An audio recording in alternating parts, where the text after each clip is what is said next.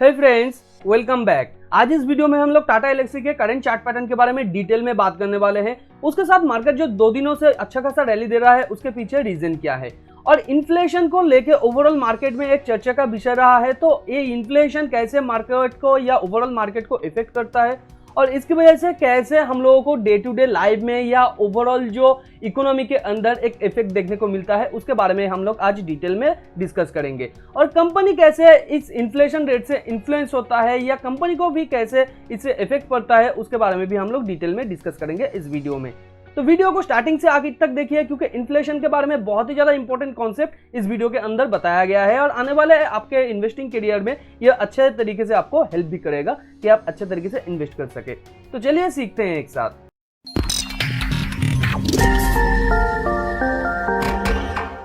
तो फर्स्ट हम लोग टाटा एल्क्सी कंपनी के करंट चार्ट पैटर्न में चले जाते हैं। तो करंट चार्ट पैटर्न में आप देख सकते हैं टाटा एल्क्सी का यहाँ पे 1 डे का चार्ट है। तो 1 डे के चार्ट में मैं यहाँ पे जो दिखाना चाहता हूँ वो आप लोग थोड़ा ध्यान से समझिए। मैंने इससे पहले भी आप लोगों को बुलिश फ्लैग के बारे में बताया था और उससे भी पहले बहुत सारे वीडियो में मैं आप लोगों को बता चुका हूँ कि मैं जो पैटर्न फॉलो करता हूँ लॉन्ग टर्म के लिए, अगर कोई मैं स्टॉक होल्ड करना चाहता हूँ या मैं लॉन्ग पोजीशन बनाना चाहता हूँ उसके लिए, तो यहाँ पे वो पैटर्न है। देखिए जो बुलिश फ्लैग का वीडियो है वहां पे मैंने बताया था एक यहाँ पे पोल होता है, पोल के आसपास यहाँ पे फ्लैग के तरीके से कंसोलिडेशन पीरियड होता है। तो यहाँ पे भी आप टाटा एल्क्सी के केस में आप यहाँ पे देख सकते हैं कंपनी का शेयर प्राइस पिछले 2-3 हफ्ते पहले कंपनी का शेयर प्राइस कुछ देर तक ऊपर गया था, उसके बाद कंटिन्यूअसली यहाँ पे कंसोलिडेट कर रहा है और करेंटली यहाँ पे ये एक ही लेवल के आसपास ये कंसोलिडेट कर रहा है। थोड़ा मैं यहाँ पे साफ कर दूं तो आप यहाँ पे देख सकते हैं एक ही जो लेवल है उसके आसपास ये यहाँ पे कंसोलिडेट कर रहा है। तो यहाँ पे ये इसका एक स्ट्रॉन्ग सपोर्ट बन जाता है और पिछले 2 दिनों से एक अच्छा खासा रैली मार्केट में आया है, निफ्टी आईटी के अंदर आया है। तो जो टाटा एल्क्सी का फंडामेंटल है वो स्ट्रॉन्ग होने के कारण यहाँ पे एक पॉजिटिविटी हम लोगों को देखने को मिल रहा है कि अगले आने वाले टाइम पे यहाँ पे भी जिस तरीके का इसने मूव दिखाया है पिछले टाइम में, जो यहाँ पे चार्ट पैटर्न बोल रहा है जैसे तरीके का मूव दिखा है यहाँ पे भी सेम मूव एक्सपेक्ट किया जा सकता है। तो ये मूव कितना बड़ा हो सकता है, देखिए 5 से 15% तक ये मूव हो सकता है। नेक्स्ट देखिए यहाँ पे जो पिछले दिन का कैंडल था वो करीबन पिछले दिन के क्लोजिंग के थोड़ा ऊपर यहाँ पे ओपन हुआ है, उसके बाद शार्प पिछले 2 दिनों का जो ओपनिंग था उसे तोड़ के ऊपर जाके ये क्लोज किया है और आज के दिन का जो कैंडल है वो ऊपर ओपन होने के बाद ऊपर ही जाके क्लोज किया है और उसका जो ये शैडो है वो पिछले कई टाइम का जो हाई है उसे तोड़ के ये देखिए शैडो का हाई बनाया है। तो यहाँ पे हम लोगों को एक पॉजिटिविटी दिख रहा है। अगर ये यहाँ से बाउंस बैक भी करता है तो नीचे जो इसे नेक्स्ट सपोर्ट मिलने वाला है 4150 के आसपास और ऊपर जो इसे रेजिस्टेंस मिलने वाला है 4470 के आसपास। तो इसी के बीच ये फ्लोट करने वाला है। तो यहाँ पे टाइम है, अगर आप लॉन्ग टाइम के लिए एक पोजीशन बिल्ड करना चाहते हैं तो आप यहाँ पे बिल्ड कर सकते हैं और अगर आप एक स्विंग ट्रेडर हैं तो भी आप यहाँ से एक पोजीशन ले सकते हैं, मगर आपका स्टॉप लॉस होना चाहिए 4150 के थोड़ा नीचे, यानी 4140 के आसपास आप स्टॉप लॉस रख सकते हैं और आपका टेक प्रॉफिट रख सकते हैं 5 से 10% के अंदर और 15% भी कंपनी का शेयर प्राइस जा सकता है, मगर आपको टाइम टू टाइम इसे ट्रैक करते रहना है। अगर कोई मेजर सिग्नल दिखता है फॉलिंग का, जैसे कि यहाँ पे इसने दिखा है, या बेयरिश कोई भी पैटर्न दिखा रहा है, तो वहां से आपको सिंपली पार्शियल या फुल्ली एग्जिट कर जाना है अगर आप एक स्विंग ट्रेडर है तो यहाँ पे आप भी अगर स्विंग ट्रेडर है तो आप कैसे पोजीशन बनाएंगे। तो देखिए नेक्स्ट डे जब मार्केट ओपन होगा, यानी मंडे को जब मार्केट ओपन होगा, तब आपको 15 मिनट्स के कैंडल को आपको फॉलो करना है। अगर 15 मिनट्स का कैंडल पिछले टाइम का ये जो हाई है इसे तोड़ के ऊपर जाके क्लोज करता है विथ हाई वॉल्यूम और यहाँ पे इसके ऊपर जाके सस्टेन कर जाता है 4380 के ऊपर जाके सस्टेन कर जाता है, तो यहाँ पे थोड़ा थोड़ा करके हम लोग हमारा पार्शियल पोजीशन बाय करना चालू कर देंगे। मान लीजिए आपके पास 10 शेयर बाय करने का यहाँ पे पैसा है, तो यहाँ पे आप क्या करेंगे, पहले 3 शेयर खरीदेंगे 4380 के ऊपर जब सस्टेन कर जाएगा, उसके बाद 4400 के ऊपर जब सस्टेन कर जाएगा तब आप और 4 ले लीजिए। उसके बाद नेक्स्ट जो रेजिस्टेंस वो फाइनली तोड़ेगा वहां पे आप अपना पूरा पोजीशन अब ले सकते हैं, यानी 10 शेयर्स अब ले सकते हैं। तो यहाँ पे और एक चार्ट पैटर्न को आपको देखना है जो लॉन्ग टर्म चार्ट पैटर्न है, यानी वीकली चार्ट पैटर्न है। तो वीकली चार्ट पैटर्न में भी ये अच्छे तरीके से एक कंसोलिडेशन फेज के बाद एक अच्छा खासा बुलिश फ्लैग का यहाँ पे सिग्नल प्रोवाइड कर रहा है। देखिए पिछले टाइम का अगर आप डेटा देखें तो ऐसे ही टाइप से कंपनी का शेयर प्राइस ऊपर गया था। देखिए कंपनी अलग होता है, उसका जो बढ़ने का यानी शेयर प्राइस बढ़ने का जो पैटर्न है वो भी अलग होता है। तो कंपनी के हिसाब से आपको प्राइस पैटर्न को या चार्ट पैटर्न को समझना होगा, नहीं तो अगर आप हर एक चार्ट में सेम तरीके का मूव अप एक्सपेक्ट करेंगे तो वो वैसा नहीं होता है। अलग अलग तरीके का चार्ट पैटर्न होता है और वो अलग अलग कंपनीज के अंदर वो देखा जाता है। तो यहाँ पे अगर आप बुलिश फ्लैग के चार्ट पैटर्न को देखेंगे, ये जो चार्ट पैटर्न मैं बता रहा हूँ ये जनरली मैक्सिमम कंपनीज के चार्ट पैटर्न के अंदर आपको देखने को मिल जाएगा। तो यहाँ पे जो पॉजिटिविटी है, देखिए इस वीक ये कंपनी का शेयर पिछले 2-3 वीक का जो ओपनिंग था उसे तोड़ के ऊपर जाके क्लोज तो किया है, और इसका जो शैडो है ऊपर का वो पिछले 2-3 हफ्तों का जो हाई है उसे तोड़ के ऊपर गया था। तो यहाँ पे ये भी एक पॉजिटिव सिग्नल हम लोगों को दिखा रहा है। और अगर यहाँ से कंपनी का शेयर प्राइस बैक भी करता है तो यहाँ पे जो हमारा नेक्स्ट स्टॉप लॉस होगा वहां पे हिट कर लेगा और हम लोग सिंपली निकल जाएंगे। अगर आप एक लॉन्ग टर्म इन्वेस्टर हैं, लॉन्ग टर्म के लिए यहाँ पे पोजीशन बना रहे हैं, तो आपको स्टॉप लॉस देने की कोई भी जरूरत नहीं है। अब मंथ ऑन मंथ का चार्ट देखेंगे, मंथ ऑन मंथ के चार्ट में अगर कोई भी नेगेटिव यहाँ पे फॉल दिखता है तभी आपको यहाँ पे एग्जिट करना है, क्योंकि आप जानते हैं ऑलरेडी जो इन्फ्लेशन रेट है वो बहुत ही ज्यादा हाई हो चुका है, और इन्फ्लेशन रेट की वजह से जो इफेक्ट हो सकता है वो मैं थोड़ा यहाँ पे डिस्कस करूंगा, क्योंकि यहाँ पे ही डिस्कस करना वर्थवाइल होगा। देखिए जो यहाँ पे टाटा एलेक्सी का शेयर प्राइस है, मैं इसे ही एग्जांपल लेके आप लोगों को बताना चाहता हूँ। टाटा एलेक्सी का शेयर प्राइस अगर आप देखेंगे तो यहाँ पे 2015 टू यहाँ पे 2020 के जनवरी तक अगर आप इसका डेटा चेक करेंगे तो करीबन 200% के ऊपर इसने रिटर्न प्रोवाइड किया है। और अगर विद इन 1 ईयर आप देखेंगे यानी 2020 के जनवरी से यहाँ तक आप देखेंगे तो मोर देन 400% का ये रिटर्न जनरेट किया है। तो यहाँ पे क्या कंपनी को खजाना मिल गया था? नहीं, यहाँ पे कोई भी खजाना नहीं मिल गया था। हम लोग जानते हैं जो कोविड-19 का केस था उसके वजह से ओवरऑल मार्केट में एक नेगेटिविटी था, जिसकी वजह से टोटल मार्केट गिर गया था।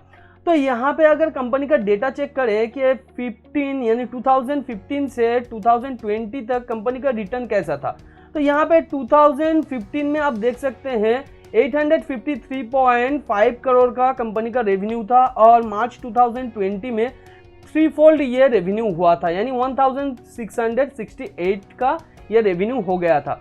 और अगर हम लोग यहाँ पे नेट प्रॉफिट को भी देखें तो वो भी हम लोग यहाँ पे देख सकते हैं। नेट प्रॉफिट था 2015 में 75 करोड़ के आसपास, और यहाँ पे 2020 में 256 करोड़ के आसपास, करीबन ये 5 गुना हो गया था। मगर यहाँ पे एक सालों में अचानक क्या हो गया कि मार्च 2022 मार्च 2021 के अंदर कंपनी का शेयर प्राइस मोर देन 400% तक रिटर्न दे दिया है। यहाँ पे क्या कंपनी को एक्स्ट्रा कोई बेनिफिट मिल रहा है? नहीं, यहाँ पे simply company quarter on quarter अपना जो रिजल्ट है वो अच्छा यहाँ पे पोस्ट कर रहा था कोविड-19 के टाइम पे, जिसकी वजह से ओवरऑल मार्केट में जब एक लॉकडाउन का सिचुएशन था तब बहुत सारे नए इन्वेस्टर ने मार्केट में एंट्री लिया था। तो तब बहुत सारे टीवी चैनल, बहुत सारा नया जो मीडिया पर्सन है वो यही अनाउंस कर रहे थे कि बहुत सारा जो स्टॉक है वो यहाँ पे सस्ते में मिल रहा है। जैसे कि आपका आईटी स्टॉक अगर पॉजिटिव रिटर्न प्रोवाइड कर रहा है तो आईटी स्टॉक के अंदर इन लोगों का नज़र ज़्यादा गया था, तो जिसकी वजह से आप देख सकते हैं कि ओवरऑल जो गेन हुआ था बेसिकली आईटी और फार्मा स्टॉक के अंदर ये गेन आया था। तो यहाँ पे अगर फार्मा और आईटी कंपनीज को हम लोग देखें तो वो करीबन 3, 4, 5 फोल्ड तक, कोई कंपनीज 10 फोल्ड तक भी हो चुका था। तो उनका रेवेन्यू इतना ज़्यादा नहीं बढ़ा था, ये सिर्फ फ्यूचर एक्सपेक्टेशन के ऊपर जो एक इमोशन था उसकी वजह से यहाँ पे ये अनयूजुअल गेन आया है। और कंपनी का यहाँ पे देखिए कोई भी एक रिट्रेसमेंट नहीं आया है। अच्छा जो कंपनी का चार्ट पैटर्न है, मैंने बहुत सारे वीडियो में कहा है कि अच्छा चार्ट पैटर्न वही होता है जो थोड़ा ऊपर जाए, फिर थोड़ा नीचे आके रिट्रेस करे, फिर ऊपर जाने की कोशिश करे, फिर थोड़ा नीचे आए, फिर ऊपर जाए।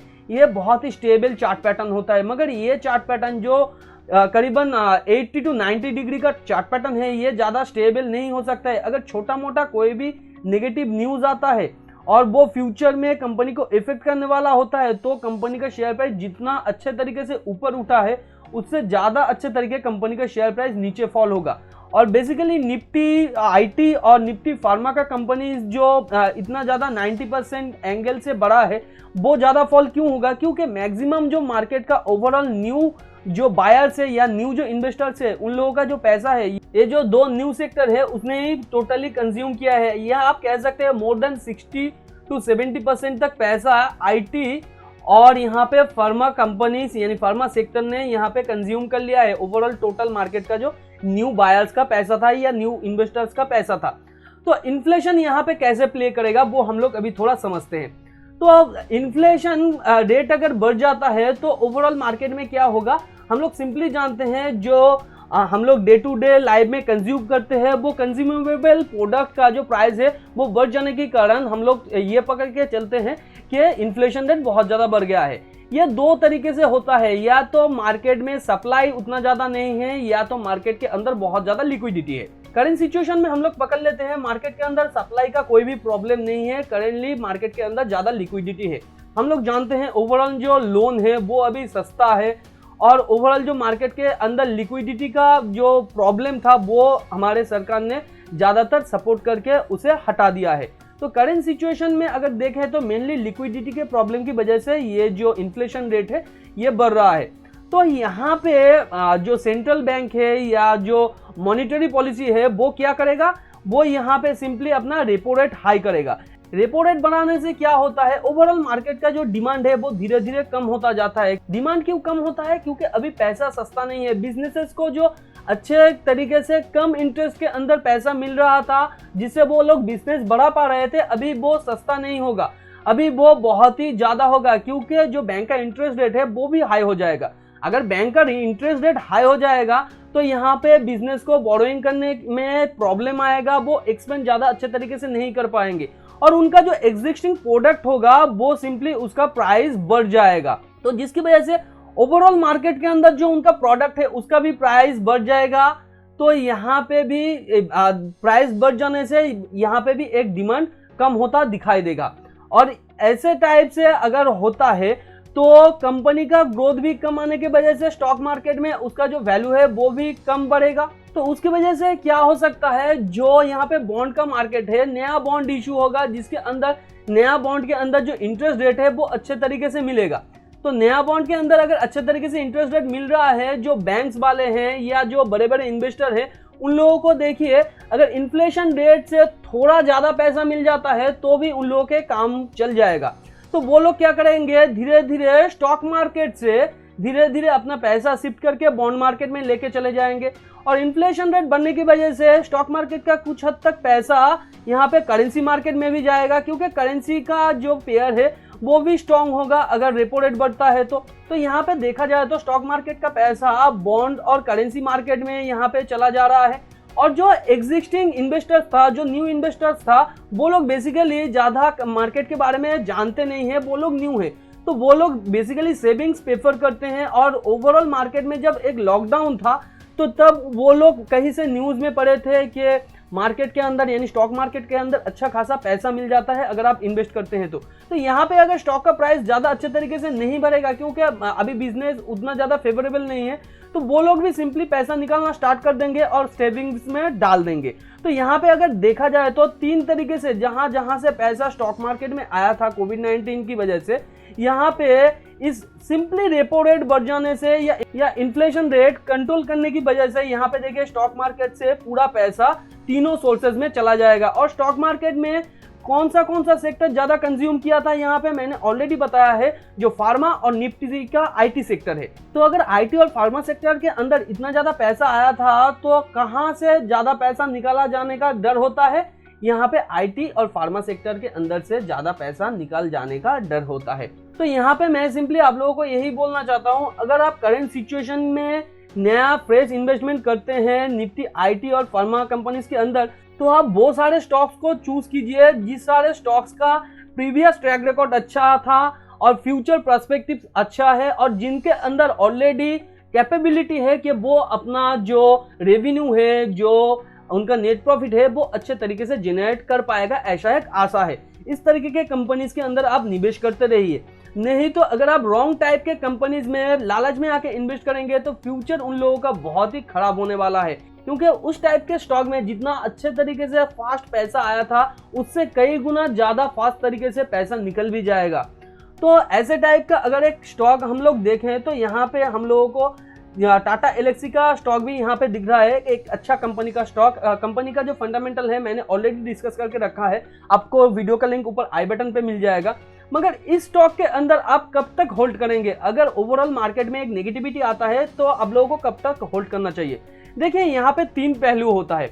अगर आप एक शॉर्ट टर्म स्विंग ट्रेडर हैं जो पैसा स्विंग करता रहता है जिस स्टॉक के अंदर अपॉर्चुनिटी है, तो आपको अगर कोई स्विंग अपॉर्चुनिटी मिलता है तो आप उस टाइम पे एंट्री और एग्जिट कर सकते हैं।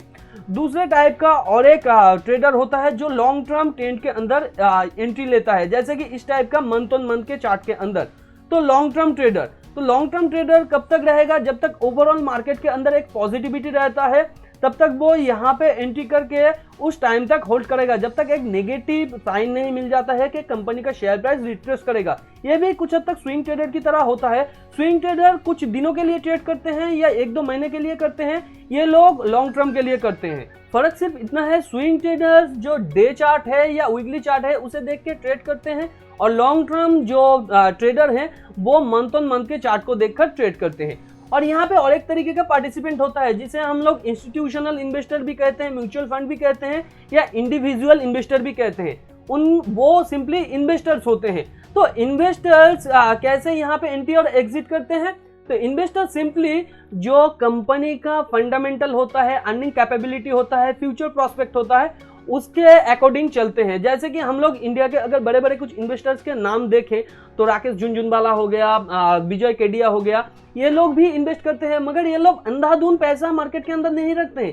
जब तक कंपनी के अंदर प्रोस्पेक्टिव अच्छा हो, कंपनी का अर्निंग कैपेबिलिटी हो, तब तक ये लोग इन्वेस्टेड रहते हैं। और इस टाइप के इन्वेस्टर्स को जब पता चल जाता है कि कंपनी ऑलरेडी एग्जॉस्टेड हो चुका है, यानी उसका जो अर्निंग कैपेबिलिटी है बढ़ाने का वो कम हो चुका है, या वो उनका जो एक्सपेंशन प्लान है वो अभी अच्छे तरीके से नहीं है, तो उससे अगर कोई बेटर ऑप्शन मिल जाता है तो इस टाइप का इन्वेस्टर उस कंपनी के अंदर और इन्वेस्टेड नहीं रहता है, वो नया अच्छे कंपनी के अंदर इन्वेस्ट करता है। तो ये भी एक टाइप का यहाँ पे ट्रेडर होता है, मगर ये फुल्ली फंडामेंटल के ऊपर बेस करके ट्रेड करते हैं। ऐसा नहीं है कि ये लोग चार्ट पैटर्न को नहीं देखते हैं, उनका कोई भी पुख्ता सबूत हम लोगों के पास नहीं है। तो अभी बात करते हैं मार्केट जो 2 दिनों से रैली दे रहा है उसके पीछे रीजन क्या है। आप यहाँ पे देख सकते हैं मार्केट पिछले दिन ही एक अच्छा खासा रैली दिया था, उसके बाद आज ही के दिन करीबन 1% के ऊपर इसने रैली प्रोवाइड किया था। तो इसके पीछे कौन सा रीजन है? देखिए, ये जो रीजन मैं बता रहा हूँ ये सिंपली एक on of the only reason नहीं है, मगर ये काउंटलेस ऑफ अदर रीजन में से एक है। आप जानते हैं कोई भी एक अच्छा मूव के पीछे सिंगल रीजन नहीं होता है, उसके पीछे और भी बहुत सारा रीजन मिला के एक अच्छा खासा मूव बनता है। तो इनमें से एक अच्छा रीजन जो है वो इन्फ्लेशन रेट का अच्छा आना। पिछले टाइम यानी जून के महीने में ये था 6.26% और करंट मंथ यानी जुलाई के मंथ में है 5.59%। तो इन्फ्लेशन रेट कम आने से ये अच्छा न्यूज़ कैसे बन जाता है? मैंने पहले ही आप लोगों को कहा है, इन्फ्लेशन रेट अगर कम रहता है तो रेपो रेट कम रहता है, रेपो रेट अगर कम रहता है तो बैंक का इंटरेस्ट रेट तो हाल ही में ही कम रहेगा, और बैंक का इंटरेस्ट रेट अगर कम रहता है तो कंपनीज को अच्छे तरीके से कम पैसे के अंदर फंड मिलता ही रहेगा ताकि वो अच्छे तरीके से एक्सपेंड कर सके। अगर वो कंपनी के एक्सपेंचर में अपना ज़्यादा ध्यान दे पाएगा तो कंपनी के लिए फायदा है, कंपनी के लिए फायदा है तो ओवरऑल मार्केट के लिए फायदा है। तो सिंपली एक इन्फ्लेशन के डेटा की वजह से इतना सारा कुछ अच्छा भी हो सकता है और इतना सारा बुरा भी चीज़ हो सकता है। मैंने ऑलरेडी बहुत सारे जो इकोनॉमिक्स का वीडियोस है उनमें कहा है कि इकोनॉमिक्स का डेटा बहुत ही इंपॉर्टेंट डेटा होता है, क्योंकि ओवरऑल मार्केट के अंदर जो मैक्रो और माइक्रो इकोनॉमिक डेटा है वो डिफाइन करता है आगे आने वाले टाइम पे ओवरऑल मार्केट का जो डायरेक्शन वो कैसा होगा, वो ऊपर जाएगा या नीचे जाने की प्रोबेबिलिटी रखता है। तो आप ओवरऑल मैक्रो और माइक्रो इकोनॉमिक के ऊपर अच्छे तरीके से ध्यान रखें, क्योंकि जो वर्ल्ड का ग्रेटेस्ट इन्वेस्टर है मिस्टर वॉरेन बफेट, उसने भी कहा है मैक्रो और माइक्रो इकोनॉमिक डेटा बहुत ज़्यादा इन्फ्लुएंस करता है ओवरऑल स्टॉक मार्केट को, करेंसी मार्केट को, या आप कह सकते हैं बॉन्ड मार्केट को भी। तो ये डेटा बहुत ही इंपॉर्टेंट डेटा होता है। तो यहाँ पे सिंपली मुद्दा मामला क्या है? देखिए, अगर आप नेक्स्ट टाइम कोई भी स्टॉक खरीदने जाते हैं तो आपको सिंपली पहले समझना होगा कि आप कौन से टाइप का यहाँ पे ट्रेडर है। अगर आप एक स्विंग और डे ट्रेडर हैं तो आपको उनके अकॉर्डिंगली चार्ट चूज करना चाहिए और उनके अकॉर्डिंगली आपको वहां पे इन्वेस्ट करना चाहिए। आपका इन्वेस्टिंग का रीजन एक पर्टिकुलर रीजन होना चाहिए। अगर आप एक लॉन्ग टर्म एक ट्रेडर हैं तो आपको वही डिफाइन करना होगा आप कौन से टाइम में आप एंट्री करेंगे, आप कहां पे आप एग्जिट करेंगे, राइट। और अगर आप एक फंडामेंटल इन्वेस्टर हैं तो आपको पहले से ही डिफाइन करना पड़ेगा आप कौन से टाइप के डेटा को देख के आप इन्वेस्टेड रह सकते हैं, तो ही आपको फ्यूचर में अगर वो रीजंस नहीं मिले तो ही आप एग्जिट करेंगे, नहीं तो आप एग्जिट नहीं करेंगे। आपको पहले डिफाइन करना होता है। अगर आप डिफाइन नहीं करेंगे तो आप कंफ्यूज हो जाएंगे कि आप कौन से टाइप का यहाँ पे बायर है या सेलर है, और आपको फ्यूचर में लॉस भी हो सकता है। क्योंकि कई टाइम यहाँ पे स्टॉक मार्केट में क्या होता है, इतना ज़्यादा हम लोग इमोशनली एक स्टॉक के अंदर अटैच हो जाते हैं कि हम लोग निकल ही नहीं पाते हैं। यहाँ पे मैं सिंपली आपको एक एग्जांपल देना चाहूँगा। मान लीजिए आपने यहाँ पे एंट्री लिया था और यहाँ पे आपका शेयर प्राइस पहुँच गया है, तो करीबन आपको 30 to 40% यहाँ पे रिटर्न मिल रहा है। तो अचानक अगले दिन आपको पता चल जाता है कि कंपनी का शेयर प्राइस जहां पे पिछले दिन था उससे करीबन 15% गिर गया है। तो यहाँ पे आपको क्या करना होता है, आपका जो शेयर है उस शेयर से एग्जिट करना होता है। आपका प्लान ही वैसा था, मगर इमोशनली अटैच होने की वजह से आपको ये लग रहा है पिछले दिन तो 40% था, अभी यहाँ पे 25% मुझे प्रॉफिट मिल रहा है, शायद अगले दिन कंपनी का शेयर प्राइस फिर से ऊपर चला जाए। मगर यहाँ पे अगले दिन कंपनी का शेयर प्राइस और ऊपर नहीं जाता है, वो नीचे जाता ही रहता है। और एक टाइम ऐसा आता है जहाँ पे आपने खरीदा था वहाँ पे ही शेयर का प्राइस चला आता है और आप फ्रस्ट्रेशन की वजह से इस शेयर से कभी भी निकलने ही नहीं पाएंगे और यहाँ पे प्रॉफिट भी नहीं बना पाएंगे। तो आपको पहले डिफाइन करना होगा आप कौन से टाइप का इन्वेस्टर हैं या ट्रेडर हैं, तो ही आप मार्केट में प्रॉफिट बना पाएंगे। आपके अंदर पेशेंस होना चाहिए और डिसिप्लिन तो होना ही चाहिए, फिर आप मार्केट के अंदर पैसा बना पाएंगे। और इन्फ्लेशन कितना इंपॉर्टेंट कॉन्सेप्ट है वो आपको समझ में ऑलरेडी आ गया होगा। अगर वीडियो के बारे में कोई भी क्वेश्चन या डाउट हो तो आप यहाँ पे नीचे कमेंट में लिख सकते हैं। और अगर आप एक स्विंग ट्रेडर हैं तो मैंने ऑलरेडी बता दिया है कि वन डे के चार्ट में आप देख सकते हैं यहाँ पे एक छोटा अपॉर्चुनिटी हम लोग को दिखाई दे रहा है, तो उसके हिसाब से हम लोग यहाँ पे एंट्री कर सकते हैं। मगर हमारा जो स्टॉप लॉस और जो टेक प्रॉफिट होना चाहिए वो मैंने ऑलरेडी बता दिया है। टेक प्रॉफिट 5 to 10% और स्टॉप लॉस यहाँ पे 4140 के आसपास आप रखिएगा। और यहाँ पे अगर आप एक लॉन्ग टर्म इन्वेस्टर हैं तो लॉन्ग टर्म इन्वेस्टर को कैसे स्टॉक के अंदर घुसना चाहिए यानी एंट्री और एग्जिट करना चाहिए, वो दोनों टाइप का जो इन्वेस्टर होता है उनके बारे में मैंने ऑलरेडी बता दिया है। एक तो लॉन्ग टर्म ट्रेडर होता है, एक लॉन्ग टर्म इन्वेस्टर होता है। तो कौन से टाइप का आपका बाइंग नेचर है आप पहले डिफाइन कर लीजिए, उसके बाद इस कंपनी के अंदर एंट्री या एग्जिट कर लीजिए। तो उम्मीद करते हैं ये छोटा सा वीडियो आपको नॉलेजेबल लगा है। वीडियो अगर नॉलेजेबल लगा है तो वीडियो को लाइक एंड शेयर कीजिए आपके उन फ्रेंड्स एंड फैमिली के साथ जो फाइनेंस और स्टॉक मार्केट में इंटरेस्ट रखते हैं। चैनल पे नया है तो चैनल को सब्सक्राइब करके बाजू में जो बेल आइकन है उसे भी हिट कर दीजिए ताकि नया अपॉर्चुनिटी वाला वीडियो जब भी अपलोड हो आप लोगों को तुरंत पता चल जाए। मिलते हैं अगले वीडियो पर, तब तक के लिए खुश रहिए। Thanks for watching and happy investing.